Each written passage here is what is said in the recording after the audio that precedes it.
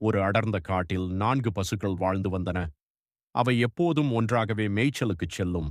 அந்த பசுக்கள் மிகவும் நெருக்கமான நண்பர்கள். காட்டில் இருந்த ஒரு சிங்கம் அந்த பசுக்களை வேட்டையாட பலமுறை முயற்சி செய்தது. ஆனால் 4 பசுக்களும் ஒன்றாகச் சேர்ந்து சிங்கத்தை திருப்பித் தாக்கியதால் சிங்கத்தால் எதையும் செய்ய முடியவில்லை.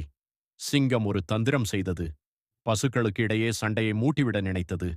அது நரியின் உதவியுடன் பசுக்களிடம் சென்று, "உன்னைப் பற்றி அந்த பசு தப்பாகச் சொன்னது" என்று ஒவ்வொன்றாக பொய் சொன்னது. இதைக் கேட்ட பசுக்கள் ஒன்றுக்கொன்று கோபித்துக் கொண்டன. மறுநாள் காலை 4 பசுக்களும் தனித்தனியாக வெவ்வேறு திசைகளில் மேய்ச்சலுக்குச் சென்றன. "இனி நாம் நண்பர்கள் இல்லை" என்று அவை பிடிவாதமாக இருந்தன. சிங்கம் இதற்காகத்தான் காத்துக் கொண்டிருந்தது. தனித்தனியாக இருந்த பசுக்களை சிங்கம் ஒவ்வொன்றாக எளிதாக வேட்டையாடியது. ஒற்றுமையாக இருந்தபோது சிங்கத்தையே விரட்டிய பசுக்கள் பிரிந்ததனால் தங்கள் உயிரை இழந்தன.